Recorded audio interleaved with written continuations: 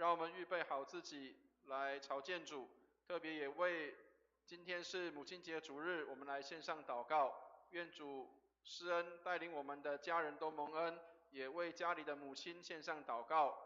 母亲不在的，我们也为家庭当中母亲曾经给我们留下美好的榜样或是恩典，让我们可以能够来时常来思想，让我们为家里面的我们的母亲，或是我们家里面的我们的家人来祷告，让我们一起来祷告。慈悲爱我们的天父，感谢你给我们有这样的时间来敬拜你，来赞美你，来歌颂你。我们特别为今天早上的主日向你献上感谢，谢谢主，让今天我们可以来过母亲节，来纪念我们每一个人的母亲。愿你恩待我们，让我们能够从母亲那里得着的这些的美好跟丰富，也能够继续流传在我们的家庭的当中。愿你施恩来带领每一个人的家庭都满有主的喜乐跟平安。愿你施恩祝福，也纪念没有办法来到我们当中的弟兄姐妹，保守他们也十分的蒙恩。他们无论在工作、读书，在任何地方，你都与他们同行同在。也纪念我们所有的设备、器械，所有的人员的运动安排，整个敬拜的流程，都成为馨香的祭献在主的面前，愿主悦纳。感谢祷告，奉耶稣基督的圣名。弟兄姐妹，让我们预备心来敬拜上帝。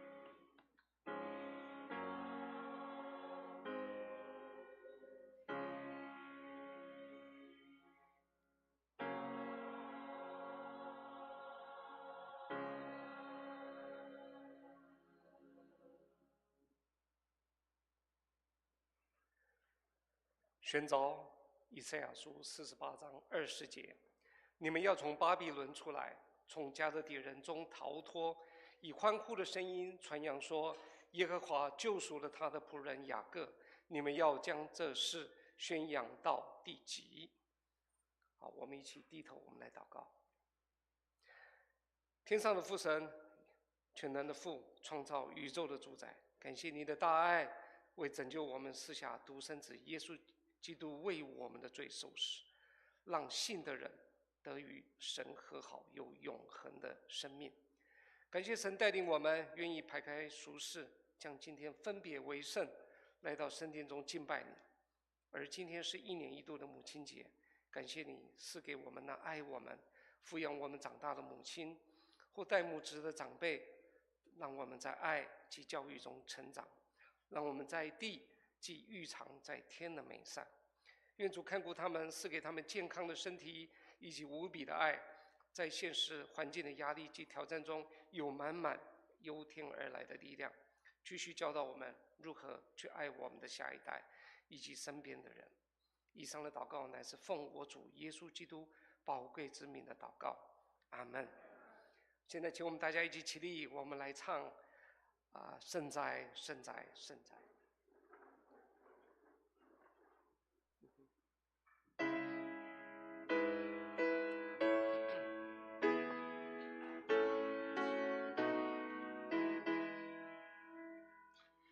圣哉圣哉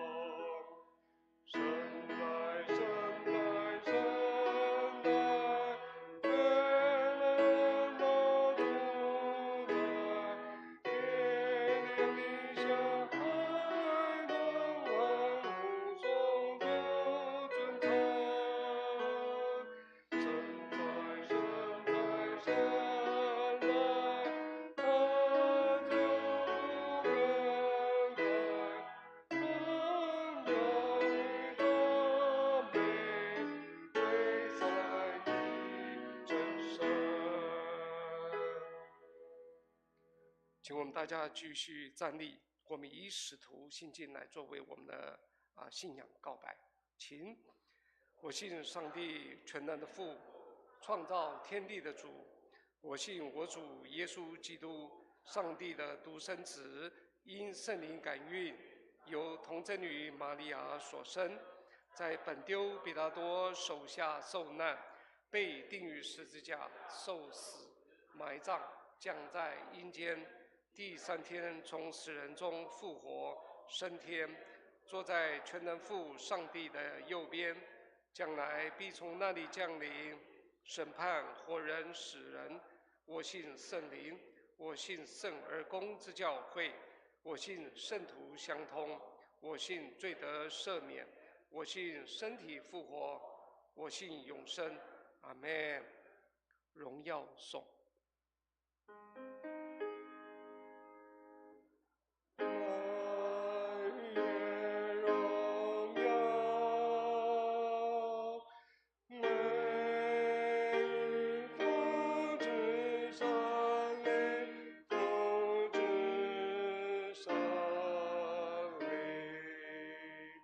起初这样，现在这样，以后也这样，永无穷尽。阿门，阿门。请坐。以下我们以起音的方式，一从来诵读上帝的话语。这次记载在诗篇的66篇第8到第20节。诗篇66篇第8到20节，我们可以看圣经旧约的593页，或者就看我们的投影片。白色的字由我来起，橘色的字由大家一起来回应，粉紫色的字由我们大家一起来念。好，我们一起来。万民啊，你们当称颂我们的上帝，他使我们的性命存活。上帝啊，你曾试验我们，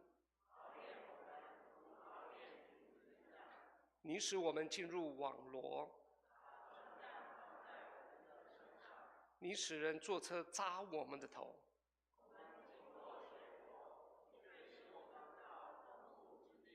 我要用燔祭进你的殿，就是在急难时我嘴唇所发的。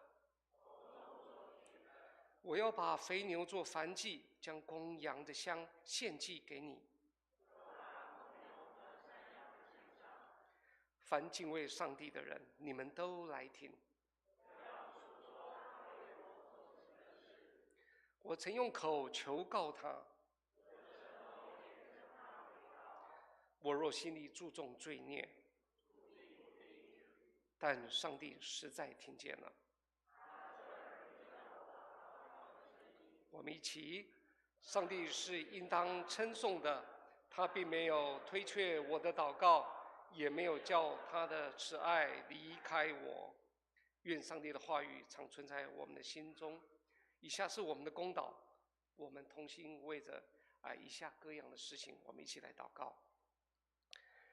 第一件，我们为西非的国家毛利塔尼亚伊斯兰共和国来祷告，求主看顾这个广受贫穷、贪污、低教育水平、高失业率以及伊斯兰恐怖组织威胁的软弱国家。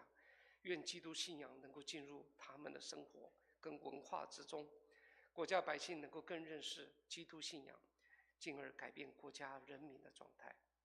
我们也为台湾卫理公会北二教区新店圣保罗堂王光玉牧师祷告，愿教会奉献充足，教会同工合一，身心健康来祷告。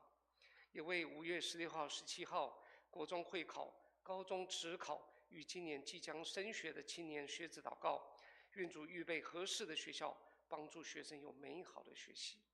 最后，我们为国际局势变动，求主使全球各地的战争止息，恢复和平而祷告。我们乃是奉主耶稣基督的圣名，阿们。好，以下我们再一起用主所教导我们的主祷文，我们同声来祷告。我们在天上的父，愿人都尊你的名为圣，愿你的国降临，愿你旨意行在地上，如同行在天上。我们日用的饮食，今日赐给我们，免我们的债，如同我们免了人的债，不叫我们遇见试探，救我们脱离凶恶。因为国度、权柄、荣耀，全是你的，直到永远。阿们。我们一起来领受上帝的话语啊！我们要诵读2处的经节，我们有高家金姐妹来带领我们大家来诵读。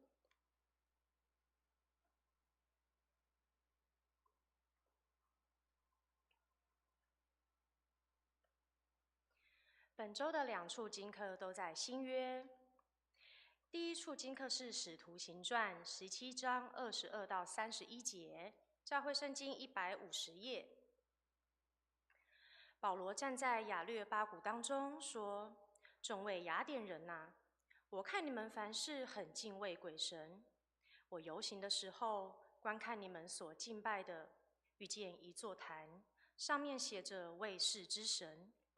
你们所不认识而敬拜的，我现在告诉你们：创造宇宙和其中万物的上帝，既是天地的主，就不住人手所造的殿，也不用人手服侍，好像缺少什么。自己倒将生命、气息、万物赐给万人。他从一本造出万族的人，住在全地上，并且预先定准他们的年限和所住的疆界，要叫他们寻求上帝，或者可以揣摩而得。其实他离我们个人不远，我们生活、动作、存留都在乎他。就如你们作诗的有人说，我们也是他所生的。我们既是上帝所生的，就不当以为上帝的神性像人用手艺心思所雕刻的金银石。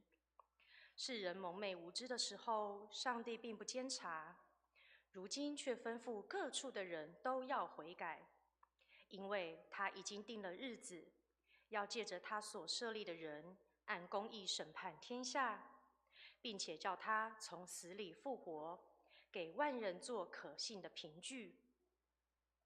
第二处经课在彼得前书3章13到22节，教会圣经258页。你们若是热心行善，有谁害你们呢？你们就是为义受苦，也是有福的。不要怕人的威吓，也不要惊慌，只要心里尊主基督为圣。有人问你们心中盼望的缘由，就要常做准备，以温柔敬畏的心回答个人，存着无愧的良心，叫你们在何事上被毁谤，就在何事上可以叫那诬赖你们在基督里有好品性的人自觉羞愧。上帝的旨意若是叫你们因行善受苦，总强如因行恶受苦。因基督也曾一次为罪受苦，就是义的代替不义的，为要引我们到上帝面前。按着肉体说，他被治死；按着灵性说，他复活了。他借着灵曾去传道给那些在监狱里的聆听，就是那从前在挪亚预备方舟，上帝容忍等待的时候不信从的人。当时进入方舟，借着水得救的不多，只有8个人。这水所表明的洗礼，现在借着耶稣基督复活，也拯救你们。这洗礼本不在乎除掉肉体的污秽，只求在上帝面前有无亏的良心。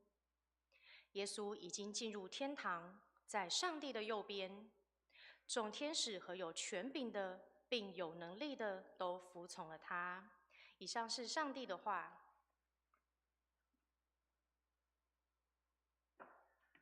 好，以下我们将要请我们本堂最可爱的大家最喜爱的主日学的小朋友来为我们大家献诗。好，我们一起请他。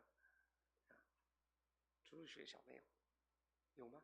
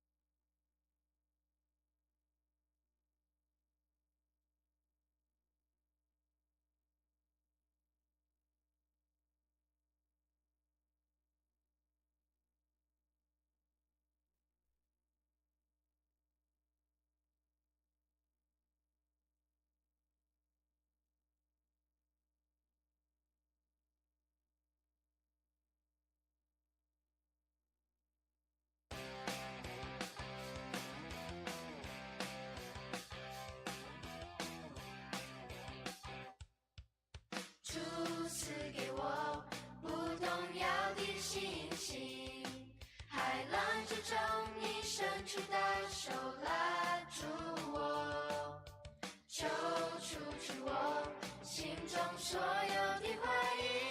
旷野之中，紧紧跟随，援助火柱。海浪之中，我必不沉落。旷野之中，我必不迷路。不退缩，也不害怕，不动摇，也不放弃，因我深信你应许不改变。困难之中，我仍然赞美；迷惑之中，我仍然祷告。心在水，你的信心敢强壮，奋力前进。我的生命在前面为我征战。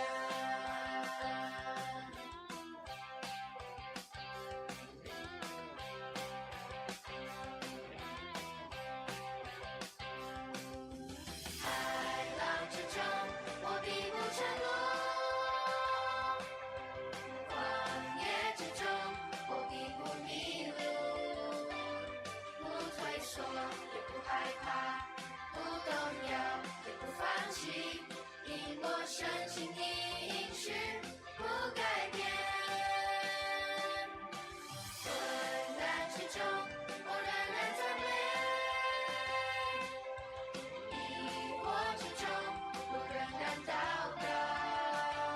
心在水，你的信心刚强壮，奋力前进。我的生命在前面为我征战。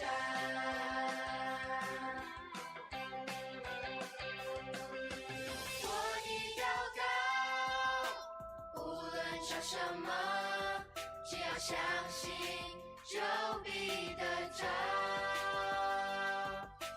我的祷告，无论说什么，只要相信。只要相信，只要相信，就必得着。海浪之中，我必不沉落。旷野之中，我必不迷路。不退缩，也不害怕，不动摇，也不放弃，因我深信你应许不改变。困难之中，我仍然赞美；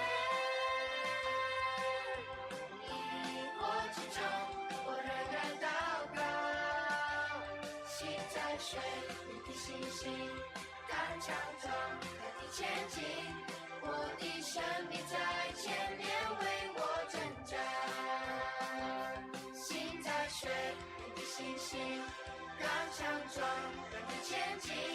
我的生命在前面为我征战。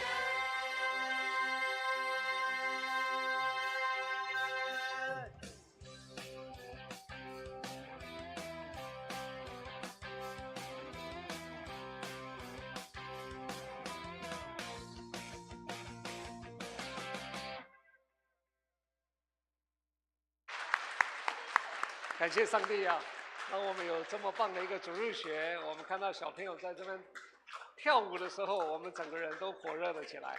愿主赐给他们充足的信心啊！好，现在呢是我们母亲节，所以为了要纪念母亲的爱，我们请在座已婚的妇女，或者是父代母职的会友们，请你原地起立站起来，请你起立，让我们儿族的小朋友呢带我们的教会为大家来献花，感谢你们的付出呀！我们一起请我们也为我们自己来鼓励。来，我们下去。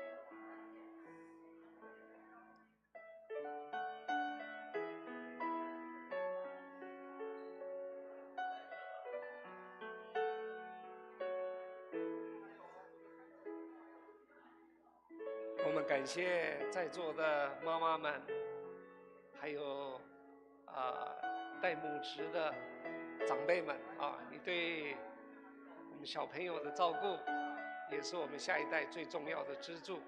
我们谢谢你。好，拿到花的我们请坐。我们教会还要为大家预备一份礼物，所以呢，待会儿呢，你们下去之后呢，我们聚会结束之后，我们就会在1楼那个地方有礼物，请大家再下去领取。好，那我们现在来聆听我们最后一段的经文，它记载在约翰福音14章15到21节，约翰福音14章15到21节，在新约圣经的119页，约翰福音14章15到21节。你们若爱我，就必遵守我的命令。我要求父，父就另外赐给你们一位保惠师，叫他永远与你们同在。这就是真理的圣灵，乃世人不能接受的，因为不见他，也不认识他。你们却认识他，因为他常与你们同在，也要在你们里面。我不撇下你们为孤儿，我必到你们这里来。还不多的时候，世人不再看见我，你们却看见我，因为我活着，你们也要活着。到那日，你们就知道我在父里面，你们在我里面，我也在你们里面。有了我的命令又遵守的，这人就是爱我的。爱我的必蒙我父爱他，我也要爱他，并且要向他显现。愿主的话在我们心里面成为我们日常的帮助。以下我们将要请我们教会的诗班为我们来献诗。今天要献诗的曲目是《风和爱》。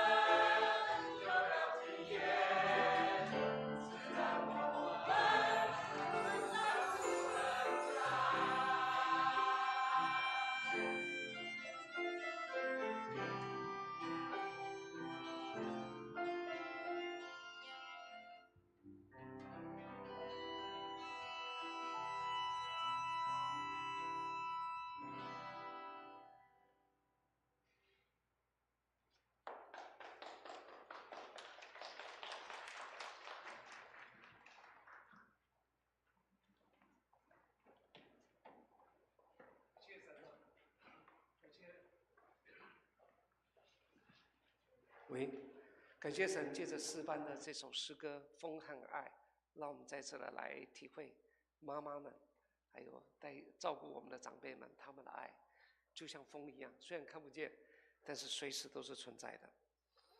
好，现在呢，我们将以诗歌呢一起来抱歉，以下呢是我们正道的时间，我们将下面的时间交给回正牧传道，他要正道的是你不是一个人在信仰，我们将时间交给回正传道。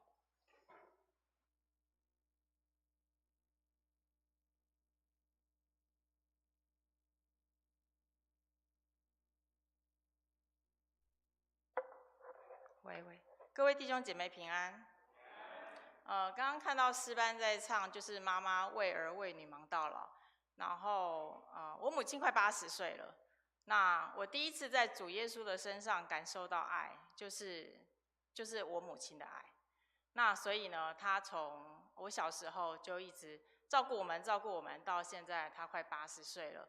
那我依然看她在每天当中，她都会为弟兄姐妹，还有为我们整个家族来祷告，一天都没有间断过。所以呢，在她身上，我也是开始学会怎么样做祷告的记录。那看神在我的祷告上面有没有神在我的祷告上面能够为弟兄姐妹，还有为关心的人，还有为亲人来祷告。所以我很感谢我的母亲呢，是她能够陪伴我，然后也能塑造我的品格。那我相信在座的每一位妈妈们都有上帝赐的能力，然后还有圣灵在你们当中能够培育你们的儿女，然后成为社会上有益的人。所以呢，愿神祝福所有的母亲呢，纪念你们为孩子付上的一切。如果你的孩子跟神关系好，感谢神；如果你的孩子还没有回到神面前，不要灰心，不要放弃，继续祷告。他有一天会回到神的面前，而且神会把你们的孩子放在他们的心上。那我今天呢，很可惜我不是要讲母亲节的题目，那所以呢，其实我是要照经课来讲。所以我今天要讲的是，你不是一个人在信仰。那我在分享之前呢，我想要先问大家一个问题：你是否曾在跟随主的路上感到一个空虚感或孤独感呢？有人吗？有吗？有啊！我自己刚出社会工作2、3年的时候，我当时很固定、很稳定的在教会聚会哦，而且我也参加社青，我也认真服侍。可是我总是觉得我心里有一个黑洞，就填不满。那我就常常在下班之后，就常跟我的教会朋友去做一件事情。你们猜是什么？不是赌博啦，转蛋，就是扭蛋啊。那时候一颗蛋才30块，那所以现在的那个扭蛋现在都差不多几百块都有。那所以呢，我就一常去转，转到了我想要人物，我就很开心哦，那种惊奇感就是充满我的心。然后我就继续转，然后就是3不5时我就去转蛋，然后就觉得那个太解压了，那我就不断的转。然后当我有意识到，我觉得我好像转得太频繁的时候，我已经有100多颗转蛋了，那就塞满了我的整个那个床头柜。那我就看到满满的收获，可是我的心里还是很空虚。所以呢，这个空虚感呢，不是说你身边没有亲人、没有好友，那是因为你面对生活的压力、诱惑，那还有灵命软弱的时候，你觉得那个信耶稣好像变成你一个生活的担子，努力读经啊，努力祷告啊，努力服侍，努力参加聚会，但是呢，想要成为人人心中说你是一个好基督徒，但是呢，总会有一个声音说，我好累，我快撑不下去了。如果这也是你的写照呢，我要告诉你一个好消息，在信仰的路上，你从来不是一个人。今天我们要看的经文是约翰福音第14章15到21节。当时耶稣呢，即走向十字架。那时候呢，13章耶稣已经预言他的死去还有离去。而且他也指出彼得将要3次不认他，所以你知道那时候门徒心里是多么的忧伤还有惊慌。然后耶稣看穿了他们的恐惧，所以呢，给他们一个极其宝贵的应许，就是耶稣升天后会另外赐下一个保惠师来到他们中间。我们不应该把这段经文看作一个遥远的历史，好像这个是2000多年前说过的话，但其实它是现在进行式的生命更新程式。圣灵的作用呢，是让我们从空转的信仰苦撑中解套，将重心转移到那个核心目标，与神建立真实不间断的连结。那我们一起来读这段经文。我今天想要请就是姐妹们，因为今天母亲节嘛，所以呢，请姐妹人来读单数节，然后弟兄读双数节，好吗？姐妹人读单数节，弟兄们读双数节，请遵守我的命令，我要求父。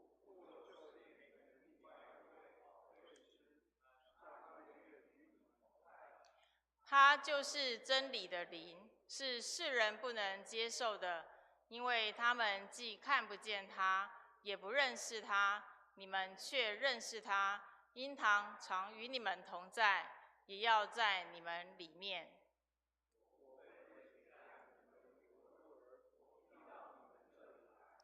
再过不久，世人不再看见我，你们却会看见我，因为我活着，你们也要活着。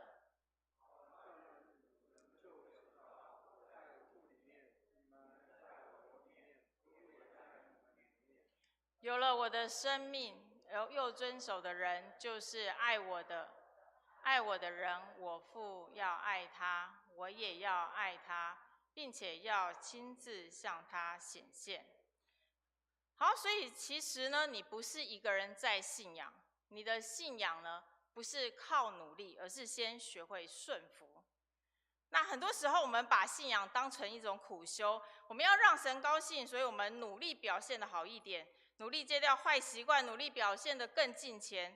我以为顺服就是为了赢得神的爱，这样的想法呢，跟台湾的宗庙观念超级像。只要虔诚的拜神明，就会赐给我财富、健康，还有我想要的一切东西。这是对价式的宗教，你给我，我就虔诚的信你。然后如果你不给我嘞，我还是虔诚的信你吗？没有哦，我就去找另外一个能够让我应验的神明。所以当我们听到顺服这个词的时候，你的大脑第一时间跳出的画面是什么呢？是一个被法律捆绑的囚犯，还是一个不得不听命于上司的员工？在很多人的认知里，顺服代表失去自由，代表要强迫自己去遵守一个硬邦邦甚至有些过时的宗教教条。但今天我要在这里帮大家进行一个观念的修正，因为约翰福音第14章里呢，耶稣所说的顺服从来不会是限制你的生命，它是为了要更新你的生命。耶稣说，你们若爱我，就必遵守我的命令。这里的命令呢，不是交通法规哦，你不遵守我就开罚单。这里的命令更像是生命创造者，就是上帝留下来的说明书。你想象一下，就是如果你买了一台性能极高的仪器，但是你完全不看说明书就去操作它，你会操作吗？你一定会使那些仪器然后空转，或者使它崩溃。所以呢，神的话语呢，就是我们生命的运行逻辑。当我们选择顺服、遵守他的话，本质并不是在履行法律义务，而是在跟神进行频率对齐。频率这个字很奇妙，当我第一次跟人家讲频率这个词的时候，因为我不知道怎么样跟对方讲说，你跟我真的很麻吉。第一次人家认识你，你也不能说人家麻吉，所以我那时候我就说，频率就是我认识这个人，我跟他很有话聊，那我的频率跟他很接近。那如果我跟他频率不接近的话，那我们可能说2-3句话，我们就没有办法继续聊下去。所以呢，其实我们一直在跟神进行频率对齐。所以顺服呢，就是让我们的行为模式与神的爱同步。你如果爱一个人的话，你会想要去知道他的喜好吗？你会去对其他的价值观。所以顺服呢，不是爱主的学费，顺服是爱主的证据。它不是外在的束缚，而是圣灵亲自当我们的导航系统，往正确的方向走去。一对感情好的夫妻呢，如果妻子说我不喜欢烟味的时候，或者说丈夫说我不喜欢烟味的时候，另一方呢就会自然的戒烟。这个不是因为法律规定，而是因为你爱他。所以当圣灵进入到我们心里的时候，他做的第一件事不是给我们一叠规条，而是催生我们的爱。圣灵把神的爱浇灌在我们的心里，让我们发现遵守神的命令不再是一种沉重的负担，而是一种甜蜜的回应。为什么顺服那么重要呢？因为这个命令反映了神的性格。神的命令都是对我们有益的。当我们顺服神的命令时，我们其实在学习如何像神。你可能觉得自己很努力，但如果你的努力方向不对，那只是会消耗灵性。圣灵的工作呢，就是引导我们放下自己的坚持。当你学会顺服，你就会发现你不需要孤军奋战去变好，因为圣灵会在当下你顺服的瞬间，就会赐给你力量。我来举个例子，有一个丈夫非常非常爱他的妻子，那结婚纪念日快到了，他很想买一个很璀璨、很漂亮的钻戒给他的妻子，所以呢，他决定连续1个月加班到深夜，就是为了多赚一点钱，买一个他认为会使他妻子高兴的东西。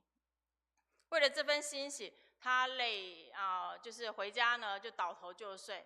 然后他妻子生病的时候，他就塞药给他，就说好了，那我要去上班了。那他就去上班了。那这样的日子持续了1个月，好不容易他攒够了钱，然后买了一个真的非常漂亮的钻戒来给他的妻子。他盼望他的妻子能够大声尖叫，然后拥抱他。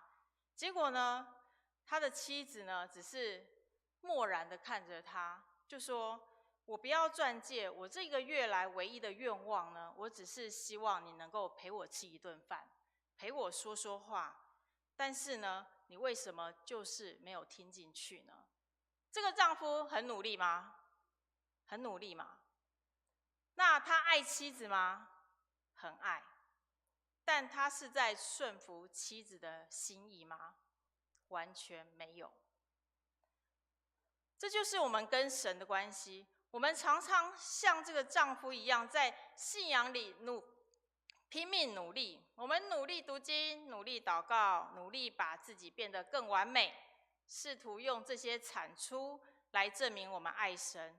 但耶稣转过身来对我们说：如果你们爱我，就必遵守我的命令。这句话的意思，不要再用你以为好的方式来爱我，请回到我的心意里。这是不是给我们一个很深刻的提醒呢？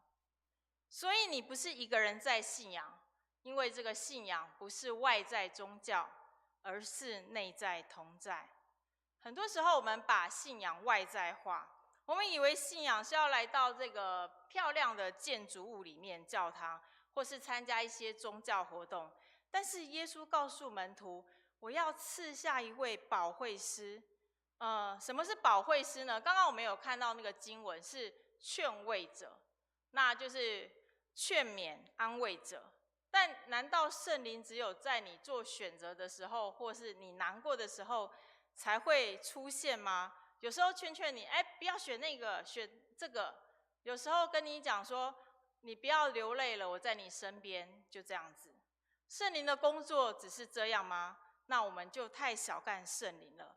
我重新说明保惠师的意思。保惠师呢，在原文的意思是被召唤到身边的人，被召唤到身边，在旁边来帮助的人。所以可以引申像律师啊、顾问啊或安慰者这类的角色。耶稣说他会另外赐下一位，意思就是圣灵会像耶稣陪伴门徒一样，实实在在的陪伴我们。更棒的是，耶稣会在肉身中受时空的限制，你不可能在伯特利看到他，又看到耶稣忽然出现在耶路撒冷。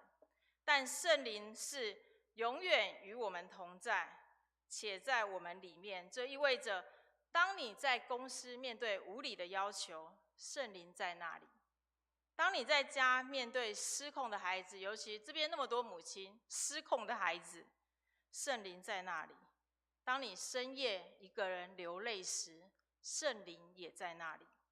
过去门徒遇到问题就需要跑过几个街啊，翻山越岭去找耶稣，但现在呢，你与这位顾问的通讯是零延迟、无死角的。当这位保惠师呢以律师的身份介入时，他不是只有在帮你求情，更是在你被世界的价值观控告、感到挫败的时候，他为你跟这个负面的声音来辩护，提醒你那不变的属天应许。当世界说你不够好，你失败了，这位随身顾问呢，会及时调阅上帝的应许。你们知道上帝的应许都是会成就的吗？所以要紧紧抓住上帝的应许。圣灵呢，会调阅这些上帝的应许，抵消那个负面的干扰。最关键的在于，这份陪伴呢，不是静态的观察，我只是在旁边静静的观察你在做什么。这个是呢，动态的赋予能力。什么意思呢？他在你里面不是只有为你陪了你流泪，更是要在精疲力尽、元气耗尽的时刻，直接从你的内部提供你超自然的动力。但十基节说到，世人不能接受它，为什么呢？因为这世界习惯了看得到、摸得到的东西才算数。如果我们祷告说病马上得医治，或者户头的数字没有增加，这个世界就会嘲笑我们说：你的神在哪里？你的神在哪里？怎么没有让你的户头增加钱呢？怎么没有让你病马上得医治呢？如果你也用这种证据的逻辑去看你的主，你的心会非常的空虚，因为你会发现，你即使坐在满满都是人的会堂里面，你的灵魂仍然像无家可归的孤儿。但耶稣呢，给了一个最有温度的应许。圣灵呢，不只是站在你旁边，他要在你里面。它代表圣灵的陪伴，不是那种很客气的社交，不是那种久久见一次面的朋友，它就像是你的呼吸。你想想，你平常会感觉到你呼吸的存在吗？不会嘛，除非你去奔跑，或者是你快要窒息的时候，你才会感受到那个呼吸的重要性。在今年初2的时候，那我去柴山爬山，因为我其实小时候我就检查出有2尖瓣脱垂的情形，所以呢，其实我不太能够太快的爬山或者爬太久，因为我的心跳会飙到180。那果然呢，那时候我去爬山，因为隔天初3放假，那我就答应我朋友去爬山。那我去爬山的时候呢，我就还没有爬完那一段，然后我就开始喘不过气来。那时候我就大口大口的喘气，我明显感受到了能呼吸到空气对当时的我是非常非常的重要。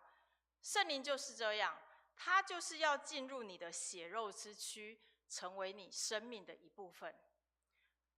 当你在办公室被老板羞辱，气到手都在发抖时，那股让你在愤怒当中还可以深呼吸的时候，不至于崩溃的力量，那就是圣灵。当你在夜深人静的时候，觉得全世界都没有人懂你的委屈，一个人对着天花板流泪，那份虽然没有人说话，却让你感受到有一股暖流在胸口，那就是圣灵。他不是一个高高在上的神明，坐在宝座上看你表现好不好，他是一位实实在在的伙伴。他住进你的心跳里，陪着你面对那群搞不定的孩子、混乱的家务，还有说不出口的压力。这就是你为什么不是一个人在信仰，因为那位最爱你的主已经把他的生命揉进了你的生命里，你跨出的每一步都有他陪着你一起喘息，一起心跳，一起感受到这世界的冷暖。在国外有一个从事创伤水疗的治疗师，有人听过这个职业吗？创伤水疗。那他分享过一个真实的案例，有一个女孩叫做艾利克斯，她小时候呢就有严重的溺水经验，从那时候水对她来说是一个死亡。20年来，她只要看见浴缸啊或可以承载水的地方，她都不敢碰。她只要脚趾碰到水，她就会不由自主的全身剧烈发抖，而且大脑会立刻进入求生模式，然后她的心跳快到像要从胸口里面蹦出来一样。这种是一种心灵上的创伤。你跟她说水其实很安全他没有办法听下去。你跟他在岸上说你要有信心啊，你一定可以突破的，这对他来说只是一个毫无意义的噪音，因为他的神经系统已经离线了，他正处于极度的恐惧与孤单当中。好，到了治疗的那一天，教练没有站在岸上吹哨子，他早就换好衣服，半个身子就浸在那个温暖的水池里面。那当艾利克斯就是颤抖的走进水池，水淹到他的腰部的时候，他开始过度换气，眼神充满了绝望。这时候呢，教练做了什么事呢？教练做了一件有效的事情，就是他用他的双手拉住艾利克斯的双手，而且把他的头顶在他的肩头这边。他没有说话，他只是慢慢靠近，对艾利克斯做了这样的事情。一开始艾利克斯还在挣扎，但慢慢的神奇的事发生了。科学数据呢研究这是神经共同调节，艾利克斯混乱的心跳居然不自觉的跟这个教练的稳定的心跳慢慢的变成一致，他的呼吸慢慢从急促也跟这个教练一样变成稳定的呼吸。他不需要去学习怎么样冷静，他只需要贴着那平稳的生命。所以那时候艾利克斯他就全身的肌肉放松，任由教练拖着他在水上漂浮。他那时候就大哭了一场。他哭的那时候呢，不是因为恐惧，他是第一次发现有人在水里，她不是一个独自挣扎的一个女孩，她是有人正在用生命在拖着她。你知道吗？圣灵就是那位已经先下水的教练，他会让我们感受到神的心跳和呼吸，好让我们在慢慢且平稳的奇妙中被医治。最后呢，圣灵给你的不是孤儿式的挣扎，而是生命的内住。耶稣说：“我不撇下你们为孤儿。”孤儿的特征是什么呢？大家可以说说孤儿的特征吗？有什么？没有什么？有什么？无依无靠，对，无依无靠，然后凡事要靠自己嘛，然后也没有安全感，而且觉得没有人疼。这种孤儿的心态最折磨人的地方，就是在于那种不敢停下来的焦虑。弟兄姐妹，你们有没有过这种感觉？好像你跟神的关系就像在走钢索，你必须小心翼翼地维持那个平衡。一旦生活忙碌，忘了灵修，忘了祷告，然后又不小心对家人发脾气，你心里那个孤儿就冒出来了，缩在你心里的角落说：完了完了，神肯定对我失望了，他大概不想理我了。圣灵的工作呢，就是要亲手拆掉你这道冰冷的墙，他要在你最挫折、最自我怀疑的时候，在你的心里对你说：孩子，放轻松，这是你的家。孤儿需要靠表现才可以换得一顿饭，但是什么身份的人，他可以马上坐在桌上吃饭？儿子、女儿，对，儿子、女儿身份的人，他可以坐在餐桌上吃饭。圣灵会把这种安全感从你的脑袋灌进你的血液里，让它变成一种直觉。当你犯错、搞砸事情的时候，圣灵不是拿着棍子在门口等着处罚你的那个纠察队，他更像是等待小儿子回来，张开双臂的父亲，等着你跑过去，一把拥抱你，然后告诉你说：没关系，我们可以重新开始。再来，我们要来进入这经文最烧脑，但是也是最美的地方。第20节，耶稣说了一句像绕口令一样的话，他说：我在父里面，你们在我里面，我也在你们里面。如果你试着用你的逻辑去分析这句话的时候，你可能会觉得，脑袋怎么快打结了？一个人怎么可能同时在这个人的里面，然后这个人又反过来在自己的里面？但耶稣在这里讲的不是一个数学问题，是关于一个生命连结的问题，那就是我们常常说的合一。这不是说我们透过信仰就修炼成神，不是，那是说耶稣那得胜圣洁的生命已经像一滴墨水滴进了清水里一样，跟我们的生命完全融合在一起。你也可以想象是孩子在母亲里面，母亲的营养、呼吸、心跳直接就成了孩子的营养、呼吸和心跳。所以19节耶稣给了一个极大的保证，因为我活着，你们也要活着。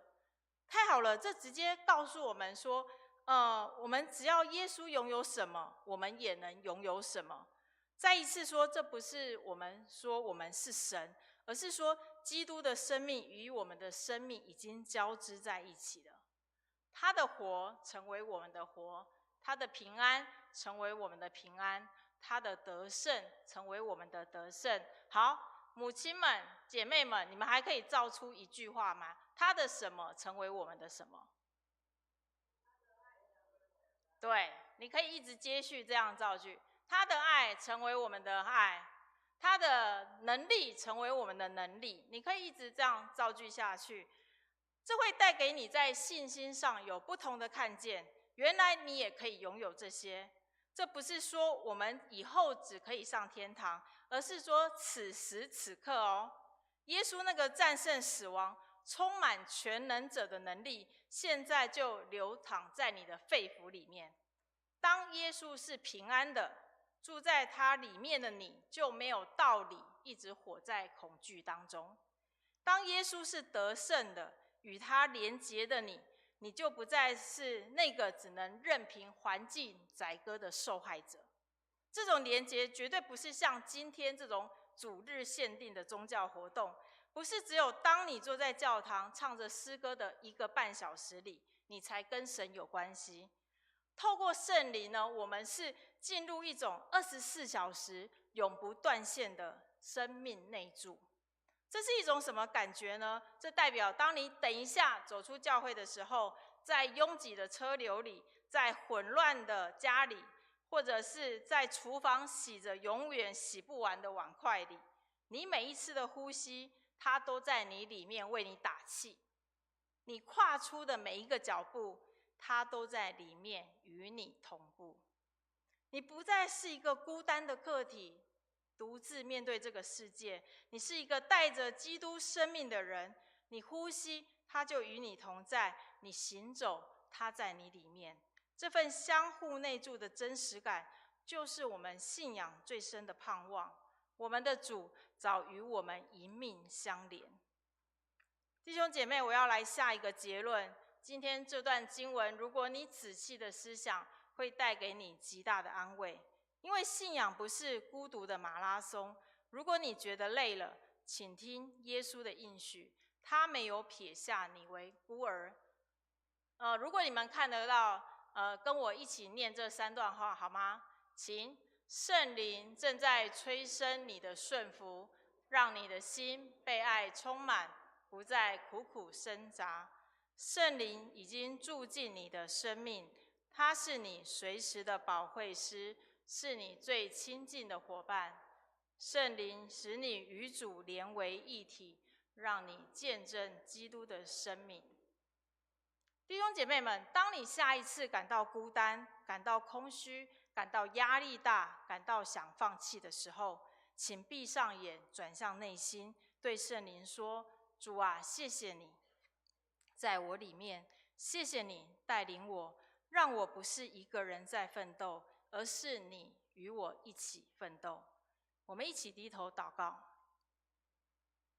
亲爱的天父，感谢你赐下圣灵在我的里面，也赐给每一位母亲有圣灵在他们的里面，因为我们知道我并不孤单，因为我无论有多委屈、多困难，你都在我里面为我打气，与我同步。求主让我回到你的心意里，不再用我以为好的方式来爱你，我不再是一个人挣扎，圣灵正在用生命拖着我，使我经历到奇妙的医治。感谢主，基督的生命与我的生命已经交织在一起。透过圣灵，我能感受到24小时永不断线的生命内住。谢谢主成为我最亲近的伙伴。这样感谢祷告是奉我主耶稣基督的圣名求，阿们。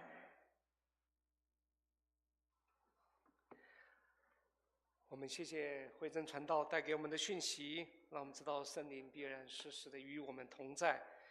我们也感谢，因为母亲就是我们实际可以体会得到的那一位而圣灵呢时时的都在我们心里面。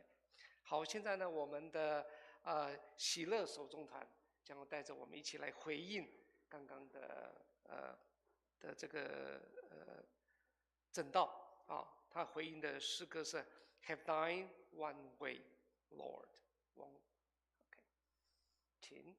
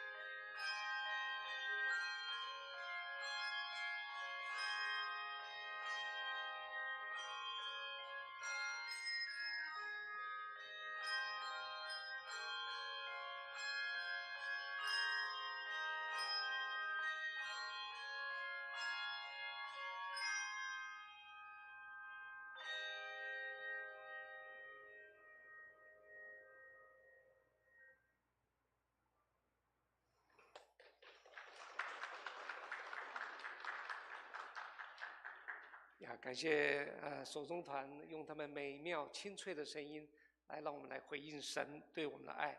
现在轮到我们了，我们一起也来唱诗，请我们大家一起起立，我们来唱诗歌593首《乐在家庭》，我们来回应神对我们的爱。心灵诗歌心灵诗选593首《乐在家庭》。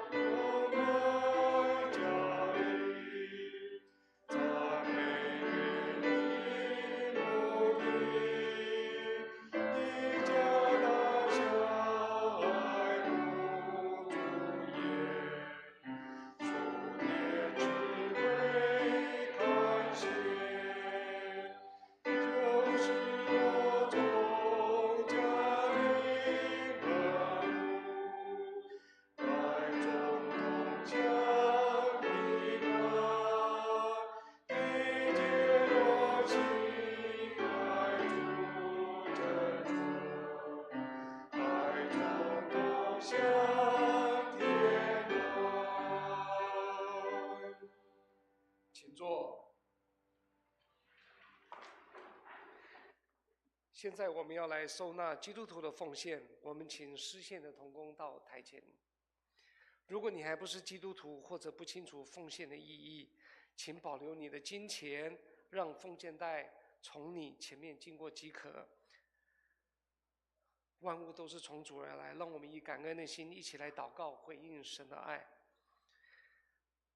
赏赐丰富的主，万物都是从你而来，我们把从你而得的献给你，尽我们的心思力量奉献金钱，愿教会用于各样事工及宣扬福音，使之用得合宜，使众人得着益处，复兴教会，荣耀你的圣尊名。我们如此祷告，乃是奉我主耶稣基督的名，阿们。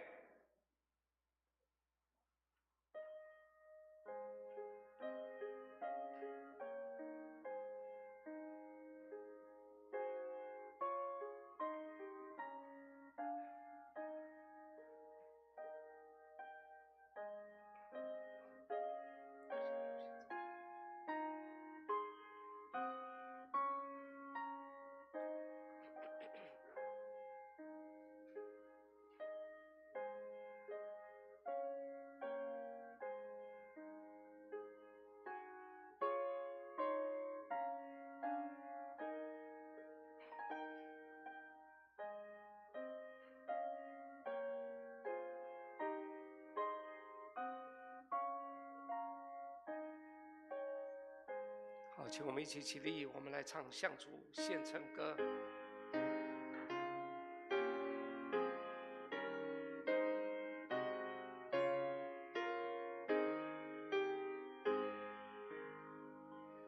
上楼向主说唱。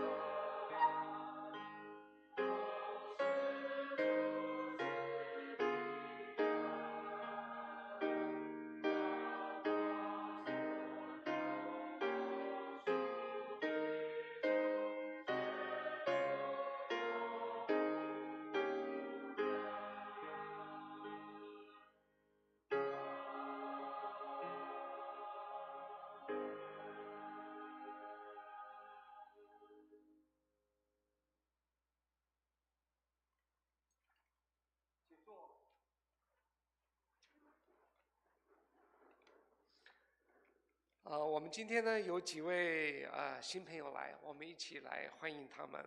我们第一位赵一梅赵一梅 ，OK， 好，她是宜兰的家人嘛，对不对 ？OK， 好，我们欢迎你，OK， 好，请坐 ，OK。第二位李建忠应该是弟兄吧，是不是 ？OK， 好，我们欢迎他。OK， 请坐。这是苏毅的大哥我们真的是非常欢迎他们两位一起来到我们这边的敬拜。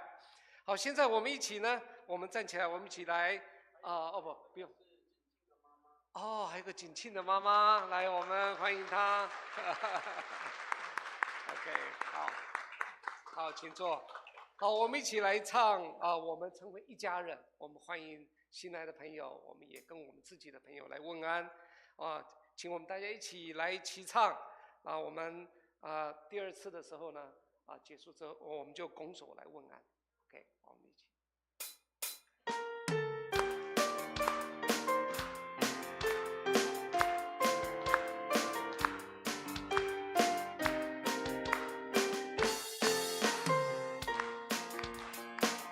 我们成为一家人，因了耶稣，因了耶稣，成为神儿女。我们成为一家人，因了耶稣，因了耶稣，成为神国的子民。因着耶稣的救赎，因着耶稣的光明，因着耶稣同享复活的生命，同享生命的喜悦，同在主爱中间，因着耶稣同受丰盛的产业。请我们大家起立，拱手问安。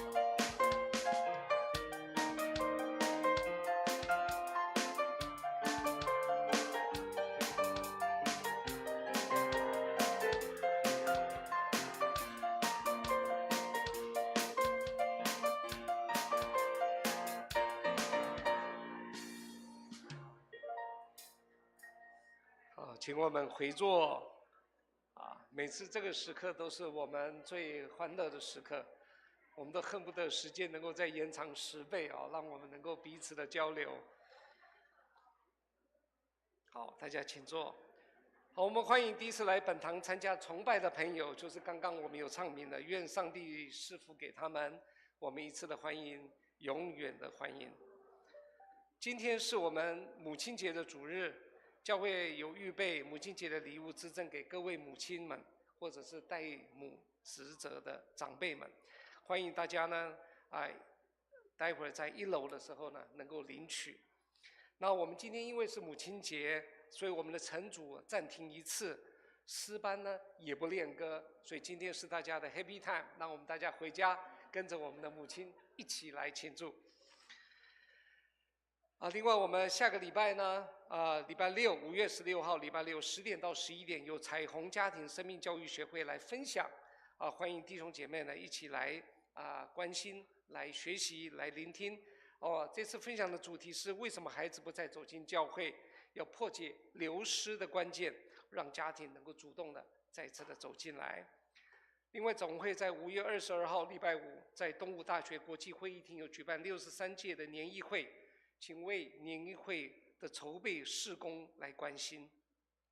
在此之前的前2天，5月20号礼拜3晚上7点半，南区年议会呢会有个会前的祷告会，将在我们的教会举行，请弟兄姐妹呢一起来参与守望祷告。因为呢隔2天就是年议会了，所以呢，我们将那个礼拜四的祷告会提前一天到礼拜三的晚上 ，OK， 一起合并来举行啊！欢迎弟兄姐妹，也邀请弟兄姐妹一起来参加。另外，5月23到24，我们的社青呢将要有退休会，还有学青呢将要有户外的聚会啊，请大家呢为了他们的活动还有灵性呢，我们来代祷来关心。啊，第6呢，总会青年事工呢 MYF 的夏令营啊的主题是全员陶醉中，将在7月16号到18号，礼拜4到礼拜6啊举行。啊，报名截止是5月31号之前。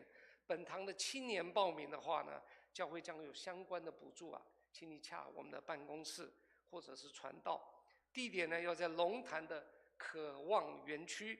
报名的资格呢还有费用是这样的，费用是包括交通、住宿、餐食还有保险。假设您是升国1一直到高3的，含应届毕业的，您的报名费是4000块钱。假设你是队辅 ，OK 啊，你是辅导，升大2以上的同工呢，一个人1000块钱啊，其他呢啊由教会来负担啊，由那个 MYF 来负担。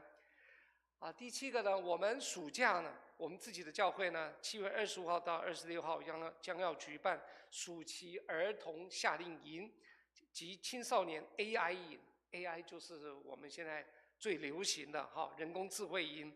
近期将发出海报及邀请，欢迎弟兄姐妹邀请儿童还有青少年来参加啊，并且呢，请大家也为夏令营关心代祷还有奉献。奉献的时候请注明哦，为了教会儿少夏令营来奉献。第8，为教会的复兴来守望，我们邀请各位弟兄姐妹来参加实体的这个教会的聚会。我们礼拜4晚上7点半有查经祷告会，查经是我们教会的支柱 ，OK， 我们大家尽量的来参加，也为我们各样的事工来关心。第9呢，总会将要建堂，请建立一栋宣教大楼，所需要的建筑款项请大家呢一起来关心，一起来祷告，让我们有感动了，也能够为此来奉献。奉献的时候，请注明总会建堂奉献 ，OK。那最后呢，就是我们的肢体祷告哦，我们在这边并不一一的唱名，请我们呢每个人都要多加注意，因为现在气候也在变化之中。我们知道北部也有很多流行的流感，我们相信南部也是逃不掉的。OK， 请大家为此来多加注意，也为了正在病中的弟兄姐妹，愿主看顾他们，照顾他们。以上呢就是我们的报告。OK， 好，那现在呢，我们请大家一起起立，我们来唱3-1颂。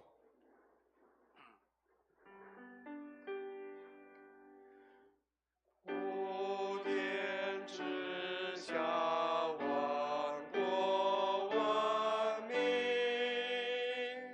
齐声赞美父子圣灵，三位一体，同荣同尊。万有之源，万物之本。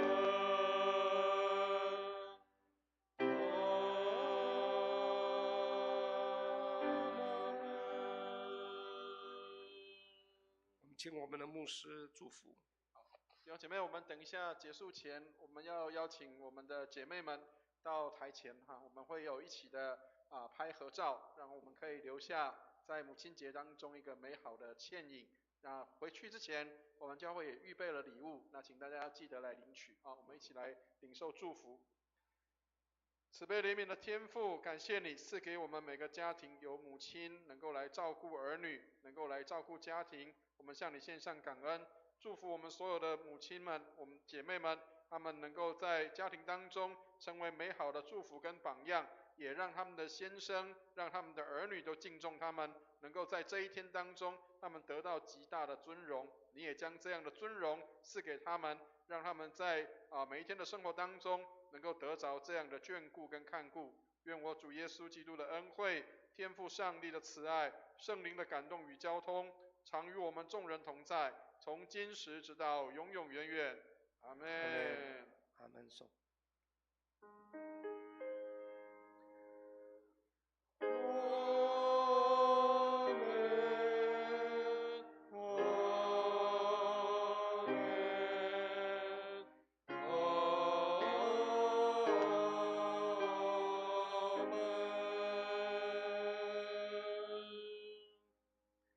请坐。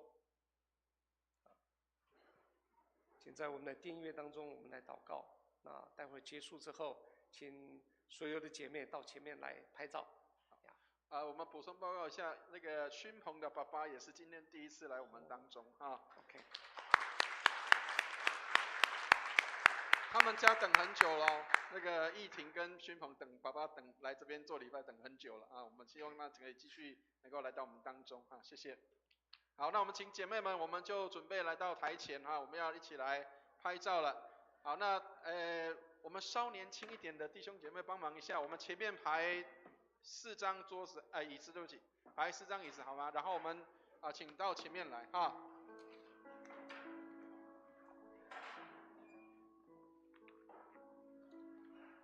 来，我们来小心小心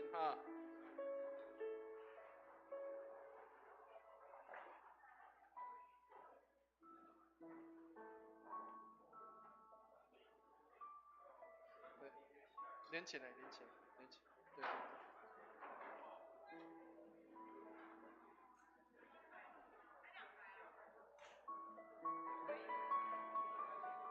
好，3张就好了，3张就可以了，3张就可以了。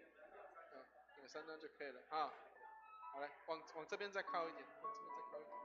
对，可以了，可以，3张就可以了，谢谢，谢谢。好，我们请姐妹们到前面来。那我们当中的比较长辈们年长的妈妈们80岁以上的来坐头前我们的妈妈们请到台前来还有我们的姐妹们也到台前来好吗？难得姐妹会一起的拍照了来，请姐妹们到台前弟兄们帮忙一下，楼下的礼物要准备帮忙发送了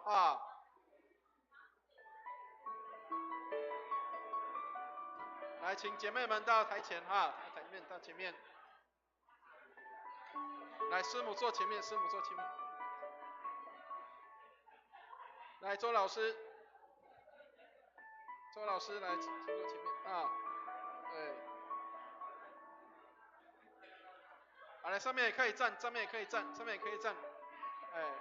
这个有孩子可以抱的也可以抱了好，来，这边也可以，这边也可以站，这边也可以站，这里也可以，这里也可以。好。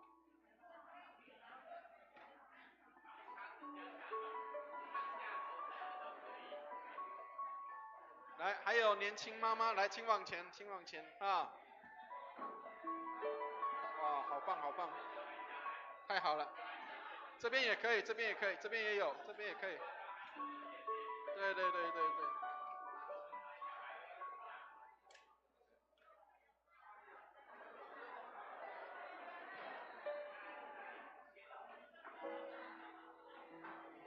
来，小朋友抱小朋友，妈妈可以坐前面坐前面可以，没问题。如果有小朋友要一起合照的也可以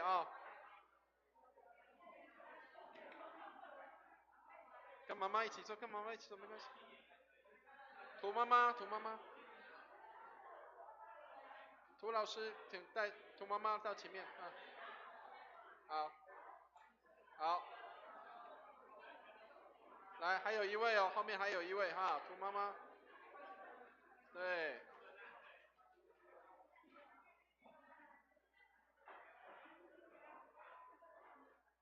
好。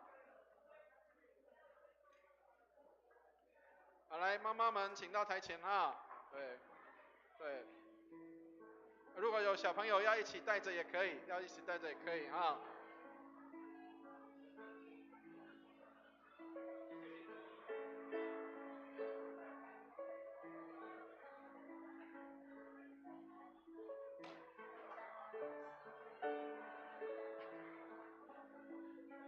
来往前，好，赶快啊，赶快啊！小朋友要在前面的也可以哈，请小朋友在前面哈。好，来赶快，不要让妈妈站太久哈。好，我今天是男姐妹，我跟大家一起哈。